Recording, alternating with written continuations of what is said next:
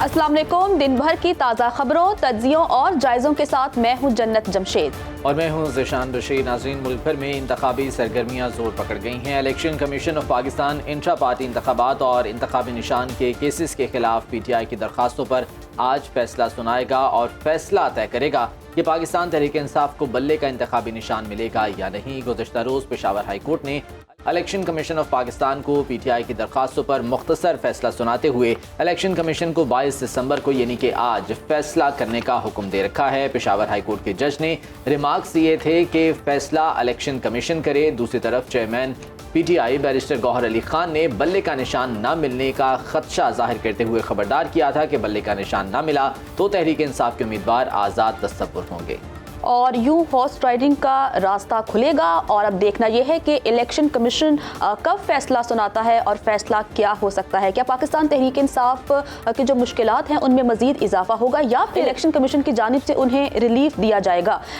जबकि chairman Pakistan Tehreek Insaf barrister Gauhar ने इस तमाम तर मामले पर क्या गुफ्तगू की, आइए वो सुनते हैं।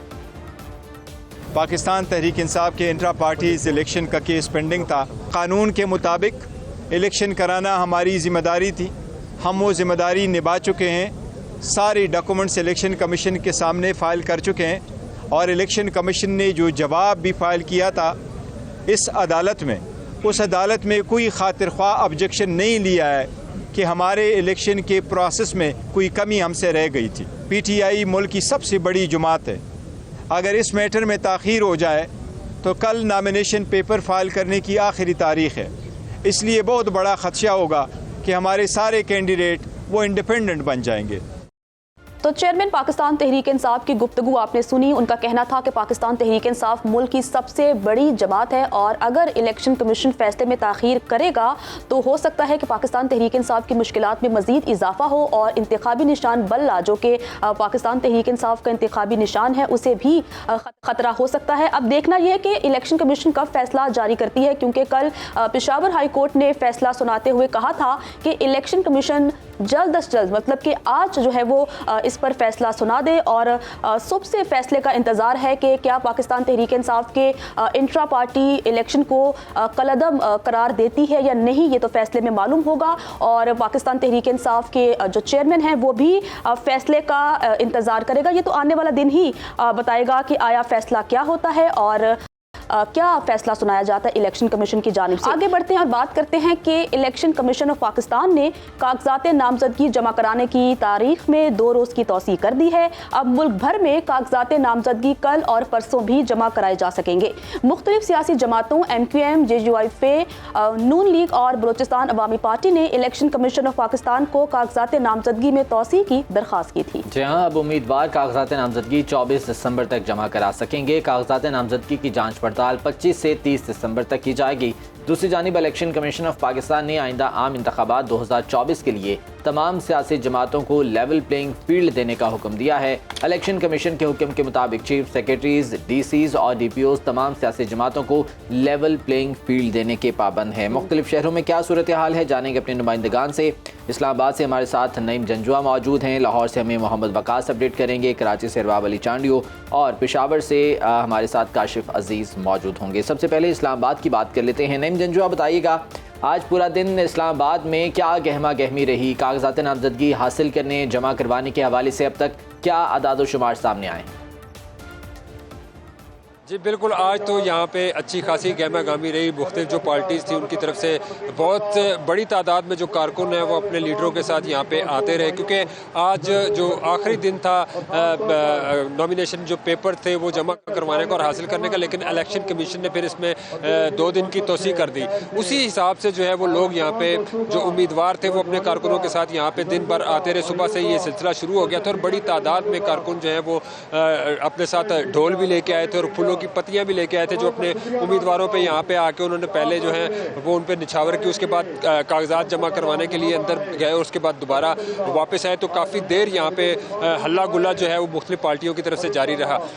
पीपल्स पार्टी की तरफ से भी जो है वो बड़ी तादाद में कारकुन और जो लीडरान थे उनके साथ यहाँ पे आए। जो नैयर बुखारी थे उनके भाई सिप्ते हैदर बुखारी, वो भी आज अपने कागजात नामजदगी यहाँ पे जमा करवा के गए। इसके बाद नून लीग के काफ़ी जो लीडर थे जो उम्मीदवार हैं वो यहाँ पे गाय बगाए आते रहे अपने कारकुनों के साथ। इस वक्त भी जो है वो पीछे अंजुम अकील खान और वकार अहमद शेख जो है वो यहाँ पे मौजूद हैं, वो अपने कागज़ जमा करवा के अभी वापस आए हैं। इसके अलावा जो है वो एक आज ख्वाजा सरा थी, वो उन्होंने भी आज अपने कागजात नामजदगी जमा करवाए, नायाब उनका नाम था। इसके अलावा दूसरी जो पार्टियां थी वो भी गाय बगाए दिन ब दिन यहाँ पे आती रही। कल से ये सिलसिला जमा कराने का शुरू हुआ था और सबसे पहले कल जमात इस्लामी के जो 3 लीडर थे इस्लामाबाद के, मियाँ असलम, काशिफ चौधरी, इन्होंने जमा करवाए थे और आज भी ये सिलसिला जारी है।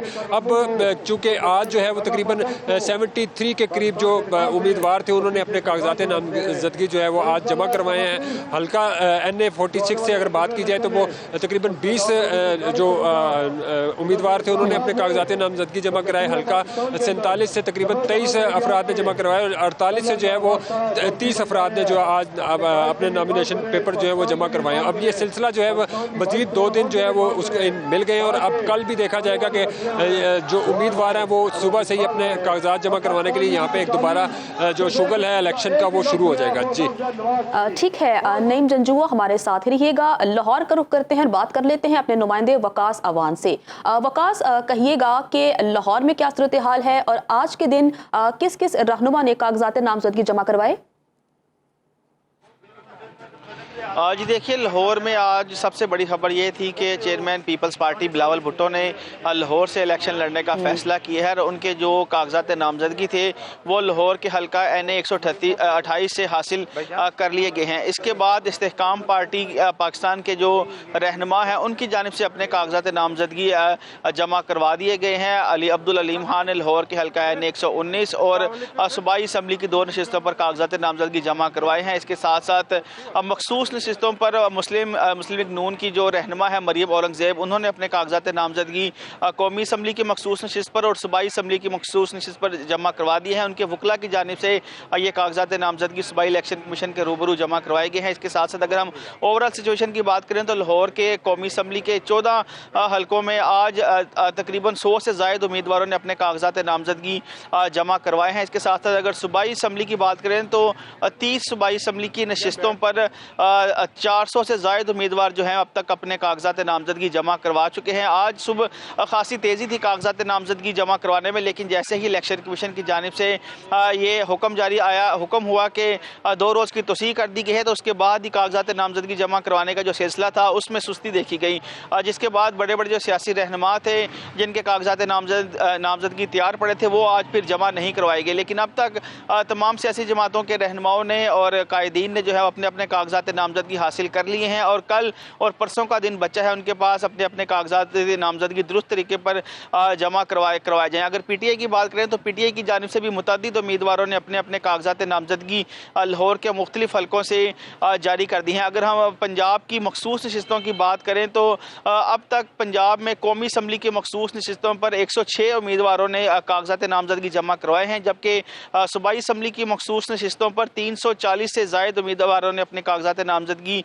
जमा करवा दी हैं। इसी तरह अकलीती नशिस्तों पर जो है वो 96 उम्मीदवारों ने अपने कागजात नामजदगी ठीक है, काफ़ी बड़ी तादाद में उम्मीदवारों ने कागजात नामजदगी जमा करवा दिए हैं। साथ ही रहिएगा वकास, हम कराची का रुख कर लेते हैं। अरबाब अली चांडियो हमारे साथ मौजूद हैं। अरबाब, बताइएगा कराची में इस हवाले से क्या गहमा गहमी रही आज और कितने अहम उम्मीदवार थे जिन्होंने आज कागजात नामजदगी जमा करवाए हैं? जी, कराची की तो बात ही कुछ और है, क्योंकि पाकिस्तान का सबसे बड़ा शहर और कराची में जितनी नशस्तें शायद पाकिस्तान के किसी शहर में हो, यानी 42 कौमी और 47 सूबाई की नशस्तों पर आज ज़बरदस्त किस्म की गहमा गहमी रही और MKM के सारे कायदीन ने आज तकरीबन अपने कागजात नामजदगी जो है वो जमा करा दिए। मुस्तफ़ा कमाल, फारूक सत्तार और दीगर कायदीन ने। इसके अलावा आज 3 नई डेवलपमेंट हुई है कागजात नामजदगी और इस इलेक्शन प्रोसेस के हवाले से। एक तो सूबा इलेक्शन कमिश्नर की जानिब से ये बताया गया है कि 2 दिन तोसी के बाद अब 25 को जो है वो कागजात की जांच पड़ताल यानी स्क्रूटनी होगी। दूसरी बात यह कि पाकिस्तान पीपल्स पार्टी के जनरल सेक्रेटरी ताज हैदर ने आज इलेक्शन कमीशन को एक ख़त अरसाल किया है, जिसमें उन्होंने शिकवा किया है कि पंजाब के जो बल्दियाती चेयरमैन है वो तो इंतखाबी मुहिम चला सकते हैं और मुख्तलिफ सियासी जमातों को सपोर्ट कर रहे हैं, लेकिन सिंध के मेयर और डिप्टी मेयर को इस तरह की कोई इजाज़त नहीं है। तो लिहाजा उन्होंने ये कहा कि जब पंजाब में ऐसी सूरत हाल बन सकती है तो फिर सिंध में क्यों नहीं, सिंध के भी मेयर और डिप्टी मेयर को इंतखाबी मुहिम चलाने की इजाज़त दी जाए। तीसरी डेवलपमेंट ये हुई है कि अब से थोड़ी देर पहले यहाँ पर सेनेटर यूसुफ बलोच आए थे, जिन्होंने ये बताया कि बिलावल भुट्टो जरदारी के लियारी से भी फॉर्म जो है वो वसूल कर लिए गए। तो अगर जैसे कि पहले लाहौर वाले दोस्त ने बताया कि लाहौर में वो इलेक्शन लड़ना चाह रहे हैं, लाड़काना में तो वो इलेक्शन लड़े ही लड़े, लेकिन अगर वो लियारी से भी इलेक्शन लड़ते हैं, जो फैसला बिलावल भुट्टो जरदारी ने खुद करना है, तो फिर बिलावल भुट्टो जरदारी बेक वक्त लाहौर, लाड़काना और लियारी यानी तीनों से इलेक्शन लड़ेंगे। और फिर लाहौर और लाड़काना वाला फ़र्क जो है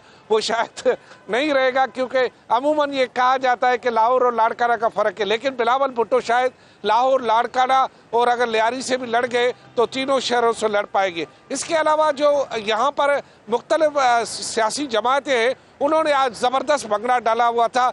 2 मरतबा सियासी जमातों के दरमियान तसादुम भी हुआ। मलीर में जो है नून लीग और पाकिस्तान पीपल्स पार्टी के कारकुन आमने सामने आ गए, एक दूसरे के खिलाफ नारेबाजी की, आंखें दिखाई, एक दूसरे को झंडे और डंडे दिखाए और उसके बाद गहमा गहमी में नारे मारते हुए रुखसत हो गए। और यहाँ पर जहाँ मैं खड़ा हूँ साउथ ऑफिस में, यहाँ से भी अब से थोड़ी देर पहले जब जमात इस्लामी और पीपल्स पार्टी के कारकुन आमने सामने हुए, खूब नारेबाजी की, एक दूसरे के बारे में कहा और एक दूसरे के कायदीन के हवाले से नारेबाजी की। उसके बाद वो यहाँ से रुखसत होकर चले गए।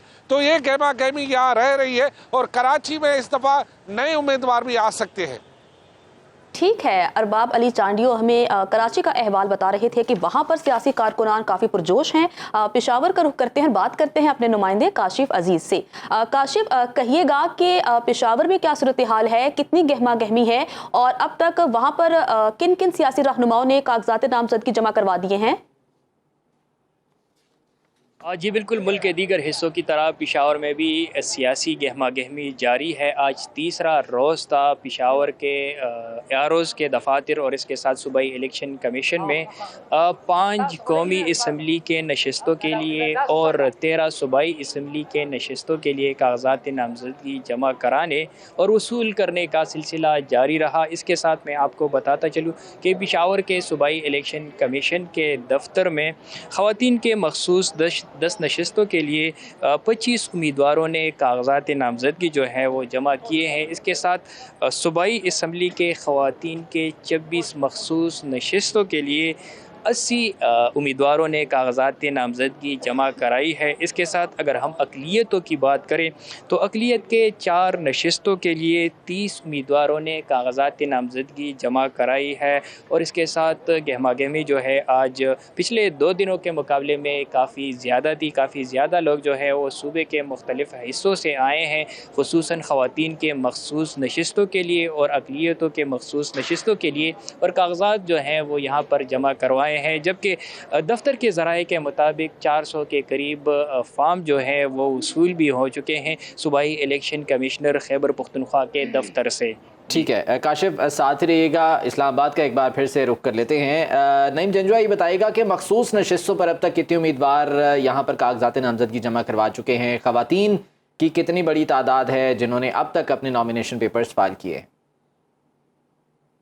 अब तक जो ख़वातीन हैं वो तकरीबन 3 से 4 जो ख़वातीन उम्मीदवार हैं वो ये 3 रोज़ में उन्होंने जमा करवाए हैं। और इसके अलावा मखसूस नशिस्तों पे जो वो जो असम्बली में जब जाएंगे तो उस वक्त भी देखा जाएगा। तो अभी जो है वो ख़ास तौर पे आज जो है वो एक ख्वाजा सरा जो थी उन्होंने नायाब उन्होंने अपने कागजात जमा करवाए थे। बाकी ख़वातीन की तादाद अब से अभी तक तकरीबन 4 से 5 यहाँ पे हो गई है 3 दिनों में। और आज जो अभी 4:30 बजे जब सिलसिला बंद हुआ तो अभी भी यहाँ पे कारकुनों की एक बड़ी तादाद मुख्तलिफ पार्टियों की यहाँ पे मौजूद है और वो गाय बगाए यहाँ पे आके नारेबाजी भी कर रहे हैं, क्योंकि अभी भी कुछ लोग जो हैं वो अंदर दफातर में मौजूद हैं जो अपने कागजात जो हैं वो चेक भी करवा रहे हैं और साथ आरओज़ भी मौजूद हैं। चूँकि टाइम तो 4:30 बजे बंद हो गया था और उसके बाद वो तमाम काम जो कागजात जमा करने का तो वो तो बंद हो गया, लेकिन जो मौजूद हैं उनकी जांच पड़ताल अभी जारी है। और इसी के साथ साथ जो लोग यहाँ पे जो कारकुन आए हैं वो उनकी बड़ी तादाद यहाँ पे इस वक्त भी मौजूद है और वो गाय बगाए अपने लीडरों के लिए यहाँ पे नारेबाजी कर रहे हैं। जी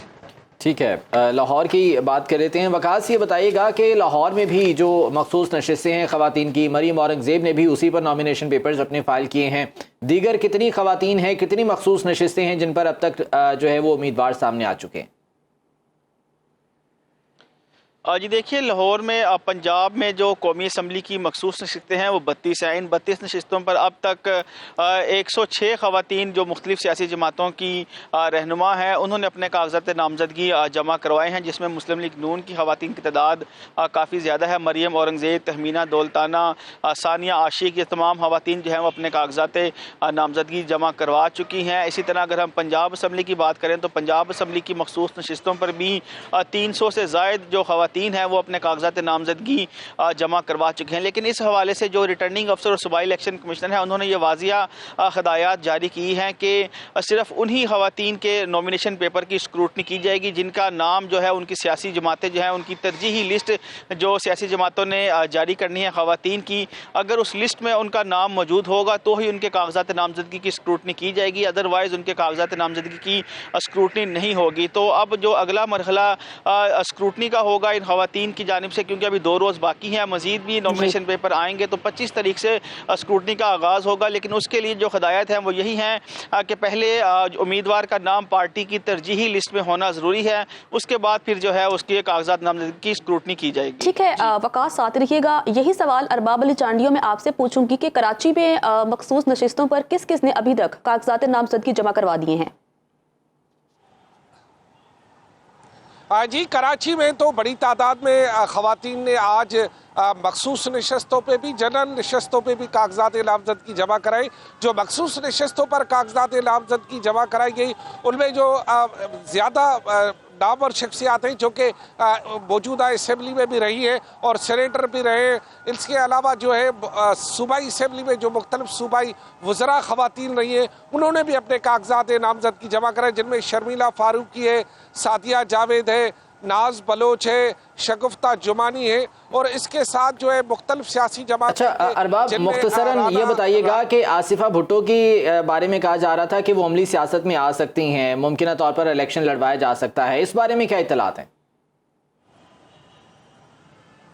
जी, अभी तक तो ये इत्तलात है कि आसिफा भुट्टो जरदारी किसी भी हल्के से उसका नामजदगी फार्म वसूल नहीं किया गया। अभी 2 दिन है, हो सकता है उसका किसी हल्के से नामजदगी फार्म वसूल कर लिया जाए, लेकिन इस बात का इम्कान कम है कि आसिफा जरदारी किसी हल्के से लड़े। एन मुमकिन ये हो सकता है कि उनका नाम मखसूस नशस्तों पर दिया जाए, क्योंकि मखसूस नशस्तें भी ख़वातीन के लिए होती हैं अगर वो एन ए और सूबाई पर आ जाए। लेकिन अभी तक उनका किसी भी हल्के से उसके नाम, लेकिन अभी तक कंफर्म नहीं हो सका कि आया आसिफा भुट्टो इंतखाबात में हिस्सा लेंगी या नहीं लेंगी। कराची से हमारे नुमाइंदे अरबाब अली चांडियो, लाहौर से वकास अवान, इस्लामाबाद से नईम जंजुआ और पेशावर से हमें काशिफ अजीज तमाम तर सूरत हाल के हवाले से अपडेट कर रहे थे। आप चारों का बहुत शुक्रिया। आगे बढ़ते हैं और अब बात करते हैं लाहौर के हल्का NA 122 की। ये हल्का आम इंतखाबात 2018 में NA 131 था। ये हल्का सियासी लिहाज से इंतहाई अहम है क्योंकि गुज़श्ता इलेक्शन में इस हल्के से ख्वाजा साद रफ़ीक के मद्दे मुकाबिल बानी रहनुमा और साबिक चेयरमैन पाकिस्तान तहरीक इंसाफ थे, बल्कि इस हल्के में आम इंतखाबात 2018 के शहबाज शरीफ के हल्के NA 132 के कुछ इलाकों को भी शामिल किया गया है। जी हाँ, इन आम इंतखाबात में NA 122 में पंजाब असम्बली के हलकों PP 170, PP 155, PP 156 और PP 157 के लिए भी इंतखाबात होंगे। आम इंतखाबात 2018 में हल्का नंबर NA 131 में रजिस्टर्ड तादाद वोटर्स की 3,64,213 थी। 1,91,738 वोट कास्ट हुए थे, जिनमें से 1,89,114 वोटों को दुरुस्त करार दिया गया था। 2,624 वोट मुस्तरद हुए थे। वोटों के डालने का तनासुब 51.92% रहा था। इस हल्के के वसाइल और मसाइल के हवाले से बहुत सी चीज़ें सामने आ रही हैं। आइंदा इंतखाबात में अवाम किस सियासी जमात की तरफ देख रहे हैं, इस हल्के में हमारे रिपोर्टर्स ने एक खुसूसी सर्वे किया है और यहाँ के अवाम से बात की है। वेलरिंग एंड्रयूज की इस बारे में एक खुसूसी है, वो आपको दिखाते हैं। विकल्प बच चुका है। मुल्क में 8 फरवरी को आम इंतखाबात की तारीख का ऐलान होते ही सियासी हलकों में भी हलचल होना शुरू हो गई है।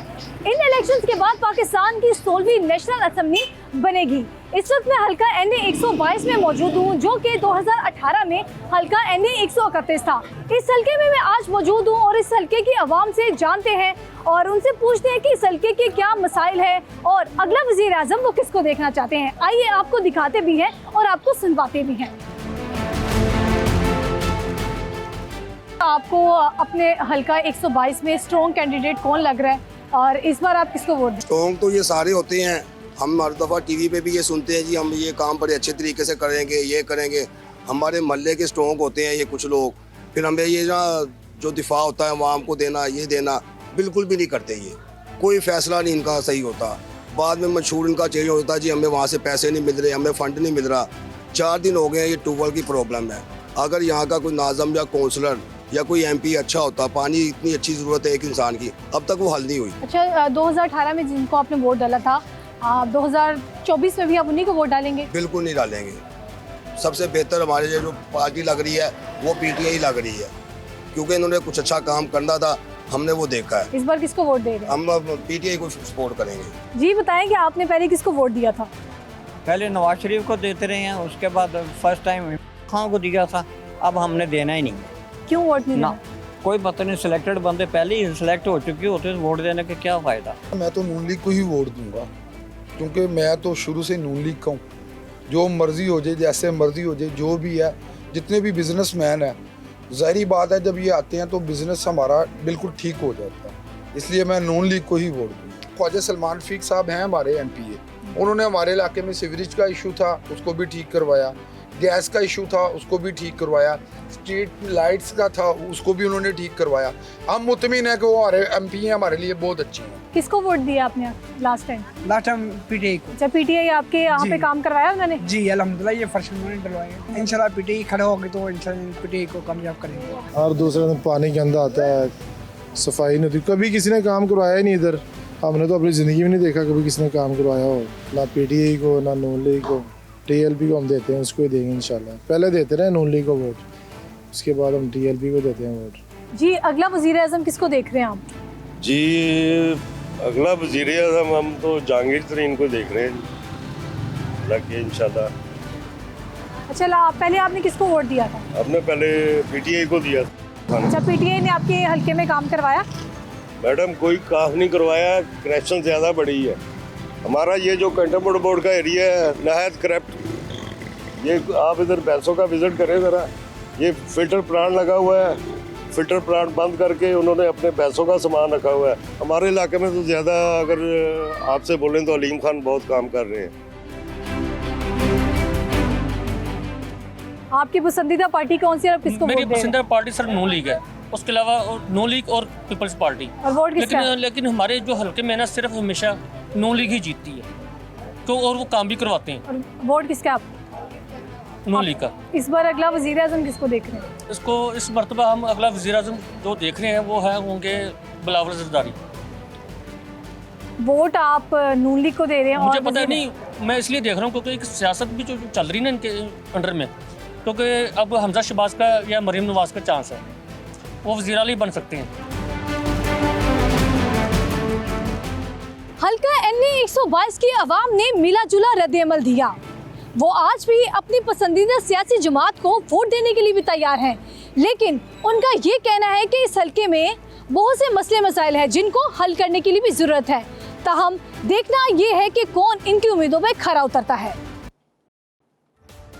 हल्का NA 122 के हवाले से अवाम का क्या कहना है ये तो आपने जान लिया। अब बात कर लेते हैं NA 108 के, जो कि अब NA 102 हो चुका है। आम इंतखाबात 2018 में NA 108 को आम इंतखाबात 2024 के लिए हतमी हल्का बंदियों में फैसलाबाद का हल्का NA 102 बनाया गया है। NA 102 की बात करें तो 2018 के आम इंतखाबात में इस हल्के में मजमूई वोटर्स की तादाद 4,34,583 थी। 2,47,626 वोट कास्ट हुए थे। पाकिस्तान तहरीक इंसाफ के फरूख हबीब को 1,12,182 वोट कास्ट हुए, जबकि रनर अप नून लीग के आबिद शेर अली ने 1,10,907 वोट हासिल किए। TLP के शहबाज अली गुलजार को 7,992 वोट पड़े, जबकि पाकिस्तान पीपल्स पार्टी के असगर अली कैसर को 4,905 वोट मिले। गुज़श्ता इंतखाबात में पाकिस्तान तहरीक इंसाफ के विनिंग उम्मीदवार फरूख हबीब ने इस्तेहकाम पाकिस्तान पार्टी को ज्वाइन कर लिया है, जबकि NA 102 फैसलाबाद में किसने कितना काम किया है और लोग क्या सोच रहे हैं और इस दफा वो किसको करेंगे, शहरोज इबाद की इस खुसूसी रिपोर्ट में देखते हैं।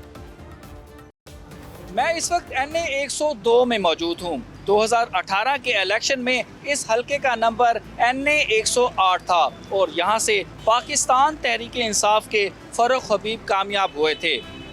और अब आने वाले इलेक्शन में इस हलके में मुस्लिम लीग नून के उम्मीदवार आबिद शेर अली हैं, जबकि IPP इस्तेहकाम पाकिस्तान पार्टी से फरूख हबीब उनके मद्दे मुकाबल होंगे। इस हलके की आवाम से जानते हैं क्या उनके साबका MNA ने उनके काम किए या नहीं किए और अब आने वाले इलेक्शन में वो किसे वोट देंगे। आने वाले इलेक्शन में किसे वोट दे रहे हैं NA 102 में? मुस्लिम लीग नून को। जो पहली गवर्नमेंट आई थी PTI की, उसमें ना आवाम को कोई रिस्पांस मिला।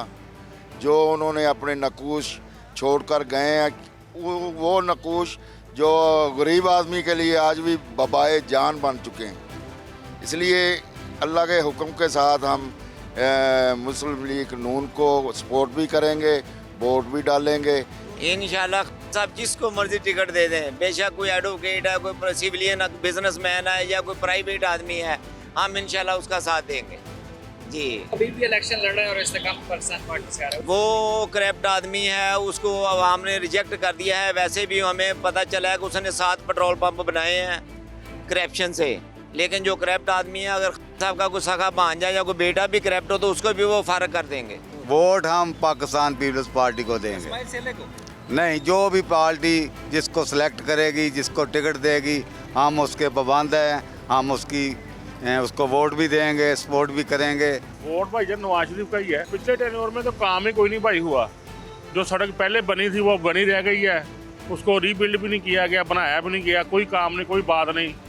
जो पिछला हमारा MNA था फरूख हबीब, इलेक्शन से पहले MNA बनने से पहले उसके तासुरात कुछ और थे, इलेक्शन के बाद वो नज़र ही नहीं आया। हम तहरीक इंसाफ को इंशाल्लाह ताला वोट देंगे, जो भी हो, हम जिसे भी चूज़ करेंगे इंशाल्लाह उससे ही वोट देंगे। फरूख हबीब कौन है?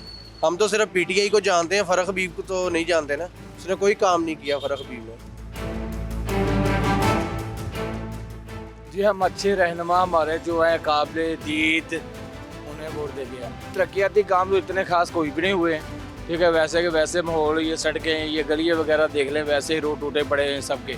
सीवरेज वगैरह का निज़ाम वो भी नहीं अच्छा है। बात असल में यही है कि हकीकत को जुटलाया नहीं जा सकता कि काम चाहिए आवाम को, बस ओनली। अब शेर अली ਨੂੰ ਵੋਟ ਦੇਣਾ ਸੀ ਨੂਨ ਲੀਗ ਦੇ ਆ ਤੇ ਨੂਨ ਲੀਗ ਦੇ ਹੀ ਰਹਿਣਾ ਵਾ। ਸਾਡੇ ਮਸਲੇ ਮਸਾਲ ਇਹਨਾਂ ਦੇ ਵਿੱਚ ਕੋਈ ਨਹੀਂ ਹੋਏ। ਸਾਨੂੰ ਤੇ ਬੇਲੀ ਨੇ ਆ ਗਏ ਆ ਜਿਹੜੇ ਸਾਡੇ ਕੋਲ ਤਾਰੇ ਨਹੀਂ ਜਾਣਦੇ, ਕੰਮਕਾਰ ਤੇ ਬੰਦ ਪਏ ਹੋਏ ਆ, ਬਿੱਲ ਨਹੀਂ ਆਈ ਜਾਣਦੇ। ਕੋਈ ਅੱਗੇ ਨਵੀਂ ਹੁਕੂਮਤ ਆਏਗੀ ਤੇ ਫਿਰ ਇਨਸ਼ਾਅੱਲਾ ਹੋਏਗਾ। ਅਸੀਂ ਤੇ ਕਹਿੰਦੇ ਆ ਕਿ ਸ਼ੇਰ ਆਵੇ ਤੇ ਆਣ ਕੇ ਅਸੀਂ ਇਹਨੂੰ ਵੋਟ दईए। चोरी आबशली को देंगे। उन्होंने कोई मसला हमने तो उसे देखा ही नहीं, कहाँ है क्या है। हमने तस्वीर पर देखा है, असल में तो देखा नहीं। यहाँ वारसी जो तो क्या उनका नाम है, MP MN दोनों नहीं है, आए नहीं हमारे इलाके में। और कोई ऐसा काम नहीं हुआ, ना स्ट्रीट लाइट, ना सीवरेज, ना कोई ऐसा, बल्कि ये राहजनी भी बहुत होती है। ये हमारे हलके के कोई मसाइल, यानी कि 5 साल 3 साल हुकूमत की इन्होंने PTI ने, कोई हमारे हलके के कोई काम नहीं हुए। इतने काम मुस्लिम लीग नून के दौर में हुए, लेकिन इनके दौर में कोई नहीं हमारे काम हुए, मतलब मुल्क के, बड़े मुल्क के, बल्कि हमारे हलके के भी नहीं काम हुए। एक तो कोरोना आ गया, कोरोना के बाद फिर वैसे हालात मुस्लिम के डाउन ही डाउन जाते रहे। लेकिन PTI के दौर में हुकूमत, यानी कि मुल्क के हालात जो बहुत डाउन हुए हैं। NA 102 की आवाम की राय आपने जानी। ज़्यादातर शहरियों का कहना था कि वो पाकिस्तान तहरीक इंसाफ को वोट देंगे, चाहे उम्मीदवार कोई भी हो। लेकिन इस हलके से कौन जीतेगा, इसका फैसला 8 फरवरी को होगा। सियासी गहमा गहमी के हवाले से मजीद बात भी करते रहेंगे, अभी वक्त है एक ब्रेक का, साथ रहिएगा। नाजरीन, ब्रेक के बाद कराची का रुख करते हैं, जहां पर सड़कों पर मौत का राज बरकरार है। रवा बरस कराची में ट्रैफिक हादसात और उसके नतीजे में मरने वाले अफराद की शरह में तेजी से इजाफा देखा गया है। कराची में शहरियों की सबसे ज्यादा अमवात ट्रैफिक हादसात में हो रही हैं, जबकि रवा बरस कराची में 1400 से जायद शहरी ट्रैफिक हादसात में जिंदगी की बाजी हार चुके हैं। इसके अलावा जख्मियों की बात की जाए तो ये तादाद 18,000 से तजावुज कर चुकी है। ट्रैफिक हादसात के बेशतर जख्मी तो ऐसे हैं जो कि जिंदगी भर के लिए माजूर हो चुके हैं। कराची में ट्रैफिक हादसात की शरह दिन ब दिन बढ़ती चली जा रही है और इसके पीछे मुतादिद वजूहात। इसी पर मजीद बात करने के लिए हमारे साथ मौजूद हैं हमारे रिपोर्टर शाहमीर खान और इसके अलावा SSP ट्रैफिक फरहत कमाल साहब भी हमारे साथ मौजूद हैं। बहुत शुक्रिया आप दोनों मेहमानों का। शाहमीर, पहले ये बताइएगा कि अब तक के जो आदादो शुमार सामने आए हैं वो खासे तशवीशनाक हैं। इक़दामात अब तक क्या देखे गए हैं जो पॉजिटिव सिम्त में हो? जी देखें, इक़दामात की अगर बात की जाए तो ट्रैफिक पुलिस की जानिब से जहां हम देख रहे हैं कि जो चालान हैं उनमें इजाफा किया गया है। जो मुख्तलिफ वायलेशन हैं उनके जो चालान है वो बढ़ा दिए गए हैं। सबसे कम चालान अब 500 के करीब, 550 के करीब कर दिया गया है, जबकि ज़्यादा से ज़्यादा चालान 7,000 तक कर दिया गया है। लेकिन ट्रैफिक कवानीन की अगर बात की जाए तो शहरियों की जानिब से वो उनकी जानिब से खासा खिलाफ वर्जी देखने में आती है। पेडेस्ट्रियन ब्रिज जहाँ होते हैं उनका इस्तेमाल नहीं किया जाता। मोटरसाइकिल सवार अफराद जो हैं वो खासा तेज़ मोटरसाइकिल चलाते हुए शहर की सड़कों पे दिखाई देते हैं और जहाँ जहाँ हैवी ट्रैफिक और मोटरसाइकिल जो है उनका आमना सामना होता है वहाँ पे हम देखते हैं कि ट्रैफिक हादसात के खदशात बढ़ जाते हैं। यही वजह है कि जो इंडस्ट्रियल एरिया है जिसमें कोरंगी का एक इलाका है और साइड एरिया आता है जो कि ज़िला गरबी में भी आता है, वो तमाम तर एरियाज ऐसे हैं जहाँ पे हैवी ट्रैफिक और मोटरसाइकिल इन दोनों का गुजर बसर एक ही शाहराह से होता है। तो यहाँ पे जो है ट्रैफिक हादसात हम देखते हैं कि शरह भी आए दिन जो है वो बढ़ती भी जा रही है। इस साल की अगर आदाद शुमार की बात की जाए तो अब तक 1400 के करीब ऐसे अफराद हैं जो कि मुख्तलिफ हादसात में जाँ बाग हो गए हैं और इनमें सबसे बड़ी तादाद मोटरसाइकिल सवार अफराद की है। तो ट्रैफिक पुलिस जहाँ जहाँ हम देखते हैं कि कानून की पासदारी को या कानून पर अमल दरामद को यकीनी बना रही होती है, वहीं पर हम देख रहे हैं कि शहरियों की जानिब से भी कोई गफलत का मुजाहरा किया जाता है और कुछ ट्रांसपोर्टर हजरात जो है उनका अच्छा शाहमीर, ये आपने बहुत अच्छा पॉइंट उठाया है। फरहत कमाल साहब से बात कर लेते हैं। सर, ट्रैफिक कवानीन मौजूद हैं, क्या अवाम ट्रैफिक कवानीन पर अमल दरामद नहीं कर पाती, या अगर हम बात करें ट्रैफिक पुलिस या ट्रैफिक वार्डन जो सड़कों पर मौजूद होते हैं क्या वो इम्प्लीमेंट नहीं करवा पा रहे? प्रॉब्लम कहाँ पर है? जी अस्सलाम वालेकुम। देखिए, एक्चुअली मसला ये है कि हम लोग, आप सबको पता है, हमें भी पता है कि एक कराची जो है बड़े एक अरसे से आपको पता है किन हालात से गुजरा है पूरा शहर।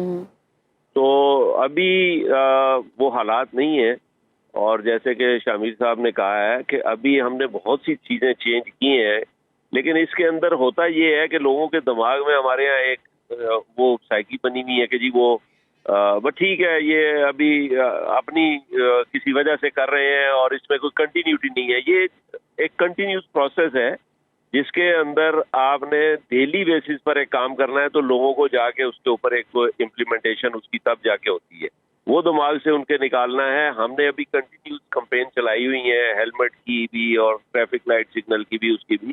खास तौर पर जो शामिर साहब ने जिक्र किया ना कुरंगी का, अभी देखिए हमारे यहाँ एक ट्रैफिक इंजीनियरिंग के भी हमारे यहाँ प्रॉब्लम है, इंफ्रास्ट्रक्चर के प्रॉब्लम है, रोड्स हमारी सही नहीं है। तो सिर्फ एक सार्जेंट की जिसकी आप बात कर रहे हैं वो इम्प्लीमेंट नहीं करवा सकता जब तक कि ये सारी चीज़ें एक पूरा पैकेज के तौर पर इसको ना आप लें। तो अब ये हैवी ट्रैफिक होती है इंडस्ट्रियल जोन में या हाईवेज के ऊपर, और ट्रांसपोर्ट हमारी पब्लिक तकरीबन ना होने के बराबर है कराची में, जिसकी वजह से मोटरसाइकिल बहुत ज़्यादा यूज़ होती है। जब मोटरसाइकिल ज़्यादा यूज़ होती है, वो ऑफिस से फैक्ट्री से जब उनको छुट्टी होती है, हर बंदा जल्दी में होता है।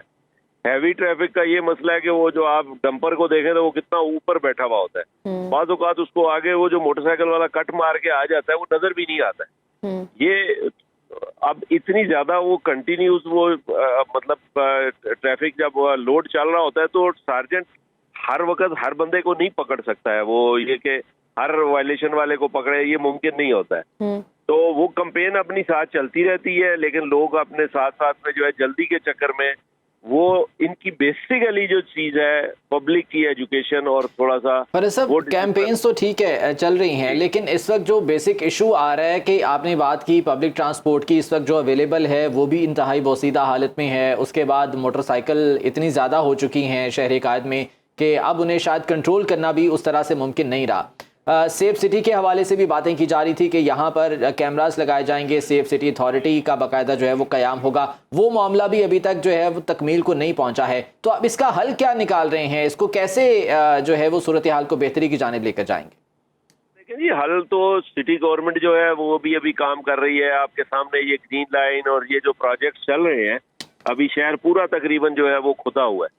तो ये वो उस फेज से हम गुजर रहे हैं एक से कि जिसके अंदर हमें थोड़े थोड़े प्रॉब्लम जो है वो सबको मिल के फेस करने हैं, और उसको सिर्फ अभी एजुकेशन से ही लोगों को कि भाई डिसिप्लिन थोड़ा कर ले, इसको बनने दे। अब ये आज बने या कल बने ये तो आपको पता है हम नहीं कह सकते, क्योंकि इसमें बहुत सारी चीजें आती हैं।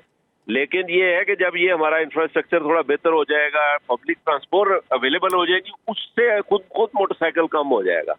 और जब मोटरसाइकिल कम होंगे फिर बेहतर तरीके से आप उसको इम्प्लीमेंट करवा सकेंगे, डिसिप्लिन कर सकेंगे। अभी आपको पता है थोड़ा सा आप सिग्नल पे खड़े हो जाए, इतना ज्यादा रश होता है कि मोटरसाइकिल वाले 2 मिनट सब्र नहीं करते। कोई वन वे में अभी 10-10, 20-20 मोटरसाइकिल वाले चलना शुरू हो जाते हैं। अब वो ट्रैफिक पुलिस वाला जो है वो अगर उधर रोकना शुरू कर देगा तो ट्रैफिक सारी ब्लॉक हो जाएगी। उस चीज़ का वो फ़ायदा उठाते हैं। यकीनन फरज साहब दुरुस्त फरमा रहे हैं आप, मसाइल बेहद ज़्यादा हैं और इनके लिए एक जामे हिकमत अमली चाहिए। शामिर ये बताइएगा कि इस वक्त जो मेन शाहराहें हैं कराची की, वहाँ पर इस तरह के मसाइल ज़्यादा देखे जा रहे हैं। क्या खुसूसी इक़दाम अब तक कुछ वहाँ पर देखे गए हैं ज़िले इंतज़ामिया की जानिब से, शहरी हुकूमत की जानिब से?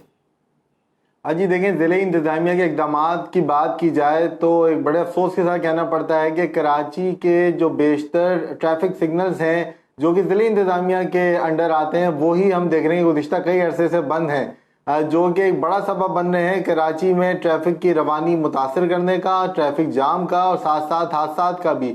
मेन एरियाज़ हैं, सदर जैसा एरिया है, डाउन से कहा जाए तो यहाँ पे कमर्शियल बिजनेस हब है, ताज बिरादरी है, सबसे ज़्यादा रश इन इलाकों में होता है। यहाँ पे ही हम देख रहे हैं कि बेशतर ट्रैफिक सिग्नल्स बंद हैं, ट्रैफिक पुलिस के एहलकार खड़े भी होते हैं, लेकिन फिर वही बात है कि सब जब तक मिलकर इन ट्रैफिक कवानीन पे अमल दरामद नहीं करेंगे, ठीक है, एक मजमूई हिकमत अमली अपनाना होगी, उसी से ये मामलात हल होंगे। बहुत शुक्रिया आपके वक्त का। शामिर खान हमारे साथ मौजूद थे, फरज कमाल एसपी ट्रैफिक हमारे साथ मौजूद थे और इस बारे में इज़हार ख्याल कर रहे थे। वापस आएंगे ब्रेक के बाद। ब्रेक के बाद बात करते हैं इसराइल हमास जंग की कि इसराइली सेहूनी फोर्सेस के जुल्म और बर्बरियत के शिकार मजलूम फ़लस्तीनी अवाम खुराक और दीगर बुनियादी सहूलियात से महरूम हैं। पाकिस्तानी नैयाद साबिक बरतानवी बॉक्सर आमिर खान ने मजलूम फ़लस्तीनियों की मदद के लिए फंड्स इकट्ठा करने की मुहिम शुरू कर दी है। आमिर खान ने इस हवाले से सुनो न्यूज़ के नुमाइंदे खुसूसी मैनचेस्टर कासिम अली के साथ गुफ्तगू की और उनका ये कहना था कि हमारी ये मुहिम जारी है और इस गज़ा के जो बासी हैं उनके लिए इमदाद इकट्ठी की जा रही है। मज़ीद आमिर खान का क्या कहना था ये हमें बता रहे हैं कासिम अली। साथ आज साबिक आलमी world champion boxer Aamir Khan Pakistani Niaz जो है मेरे साथ मौजूद हैं। फ़लस्तीन के हवाले से आज इन्होंने एक बहुत बड़ा फंड रेजिंग किया, आइए इनसे बात करते हैं। आज इवेंट था इधर फ़लस्तीन के लिए, हमने I really believe that over 200,000 pound बनाया हमने और इंशाल्लाह हमारी टीम है on ground in Palestine, also we have a team in Egypt, Syria, for इंशाल्लाह सब जाएंगे उधर फ़लस्तीन में and we can support them, खाने के लिए चीज़ें, सैनिटेशन, क्लोथिंग, सब कुछ। सो अल्हम्दुलिल्लाह this is maybe the next thing that Allah has put me on to the path to follow now into charity इंशाल्लाह। जी, जिस तरह आपने बातें सुनी, आमिर खान बॉक्सर का भी यही कहना है कि इसी तरह फ़लस्तीनियों की मदद करते रहेंगे। जी तो कासिम अली मौजूद थे आमिर खान के साथ, जो कि इस मुहिम पर हैं कि गज़ा के बासियों के लिए इमदाद इकट्ठी की जाए। और ना सिर्फ आमिर खान बल्कि इस वक्त दुनिया भर से आवाज़ें बुलंद हो रही हैं। गज़ा की सूरत हाल जिस तरह से जुल्म और बर्बरियत का निशाना बनाया जा रहा है, दुनिया भर से वहाँ पर इमदाद भी भेजी जा रही है, लेकिन वो इमदाद बमुश्किल उन तक पहुँचती है क्योंकि इमदाद पहुँचाने के तमाम तर रास्ते बंद हैं। और इसराइल ने जिस तरह से मुहासरा कर रखा है फ़लस्तीन का और गज़ा का, वहाँ पर तिब्बी सहूलियात भी नहीं पहुँच पा रही हैं। तो डेफिनेटली सलामती, ये वो सूरत हाल है जिस पर आलमी दुनिया को कोई मुश्तरका लाहेमल अपनाने की ज़रूरत है। हालांकि मुत्तहिदा अरब अमारात की जानिब से जंगबंदी की एक करारदाद भी मौजूद है जो कि सलामती कौंसिल में यूनाइटेड नेशंस में पेश की गई, लेकिन अमरीका ताहाल इसको पास नहीं होने दे रहा है। तो ये एक बहुत बड़ा अलमिया है कि आलमी ताकतें इस पर बायसनेस दिखा रही हैं। तो आज के प्रोग्राम से इतना ही। आप लोगों से मुलाकात होगी इंशाल्लाह पीर को। खुदा हाफिज़।